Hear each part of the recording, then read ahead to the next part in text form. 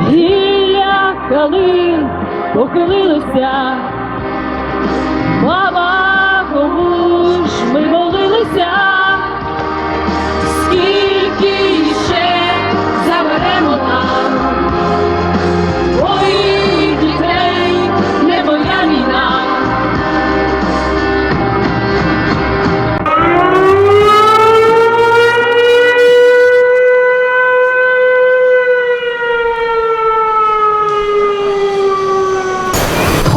Que les Ukrainiens et leurs enfants célèbrent avec ces sirènes-là.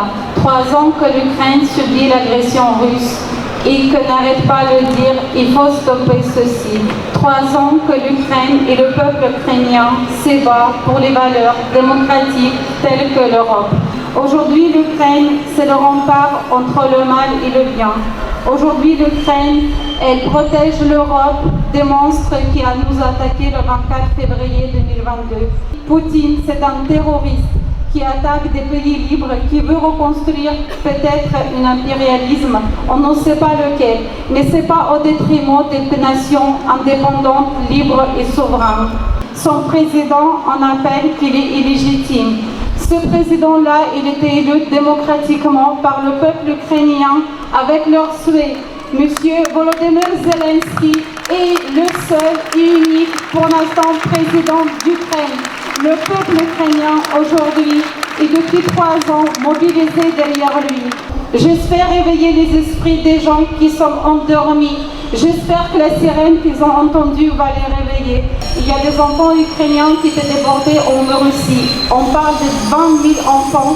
C'est des soldats potentiels russes qui viendront détruire leur patrie d'ici 20 ans si aujourd'hui tout le monde ne se mobilise pas. L'Ukraine voit mourir ses enfants. Les enfants qui viennent de naître, ou ces enfants qui sont enfants, qui ont à peine 18 ans et qui sont partis. Mais chaque enfant qui est tombé en Ukraine sur le front des batailles, il est parti pour vous protéger, pour nous protéger. Je voudrais remercier à vous tous, bien évidemment, mais je voudrais remercier au peuple ukrainien, à ce peuple résistant, souverain, fort, intelligent, ces hommes et ces femmes que tous les jours, depuis 3 ans, s'élèvent et se couchent en pensant que demain on sera libre. On veut cette liberté, on veut cette paix-là, on souhaite la paix au monde entier. Présence aussi nombreuse, elle fait chaud au cœur à nos amis ukrainiens. Nous sommes ici ce soir pour dire notre soutien et notre solidarité avec le peuple ukrainien qui est meurtri dans sa chair depuis 3 ans d'une guerre déclenchée par un dictateur, par un pouvoir russe, au mépris de toutes les règles du droit international. Aujourd'hui, nous nous réunissons à une date évidemment très symbolique qui marque les 3 ans du déclenchement de cette guerre, mais aussi à une heure cruciale. À une heure cruciale parce que, en ce moment même, se joue l'avenir de l'Ukraine. Et je crois vraiment que, plus que jamais, la mobilisation des peuples d'Europe est importante. C'est aussi la mobilisation des peuples qui fera la différence et qui est susceptible aussi de créer un rapport de force et une prise de conscience au plus haut niveau. Parce que, au-delà du destin de l'Ukraine, ça a été dit, c'est le destin et la sécurité de toute l'Europe, de toutes les Européennes et de tous les Européens qui se jouent en ce moment. Et ce soir, en tout cas, je sais que ces images qui seront envoyées en Ukraine, venant de Montpellier, de toute l'Occitanie, de toute la France, de tous les pays d'Europe et du monde, iront droit au cœur de nos sœurs ukrainiennes et de nos frères ukrainiens. Vive la France fraternelle, vive l'Europe de la paix, Slava Ukraini.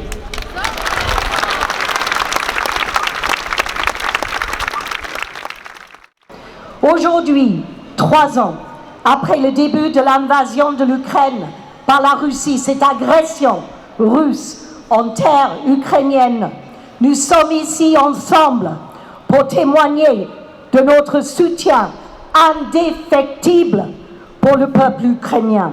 Indéfectible jusqu'au bout. 3 années de souffrance, de résilience et de courage. 3 ans que les Ukrainiens ne dorment pas Pas une nuit sans alerte, pas une nuit sans explosion, pas une nuit de repos. Je rappelle les chiffres parce qu'il ne faut pas les oublier. Plus de 10 millions d'Ukrainiens sont toujours déplacés aujourd'hui. 3,7 millions à l'intérieur de l'Ukraine et presque 7 millions de réfugiés à l'étranger. Et je rappelle aussi, s'il fallait le faire, qu'en réalité, cette guerre a commencé en 2014. En 2014, avec l'annexion de la Crimée et la déstabilisation du Donbass par des milices russes, orchestrées par Poutine lui-même.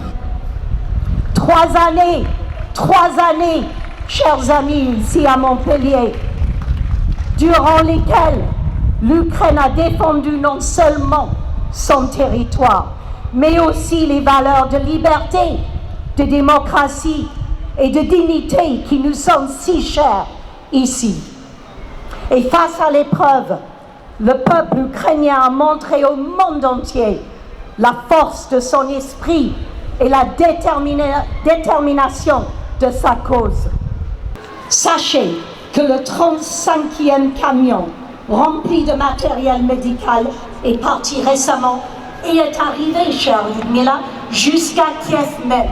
C'est une immense, immense célébration que cela. Et ça va continuer. On passe sur le 36e, n'est-ce pas?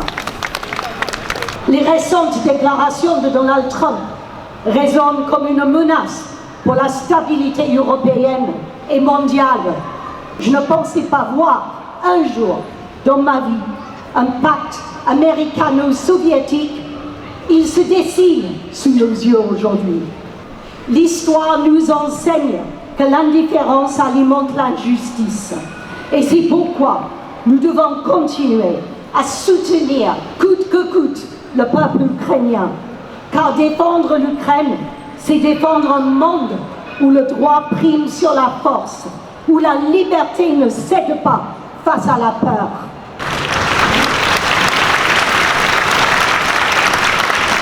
Slava Ukraini!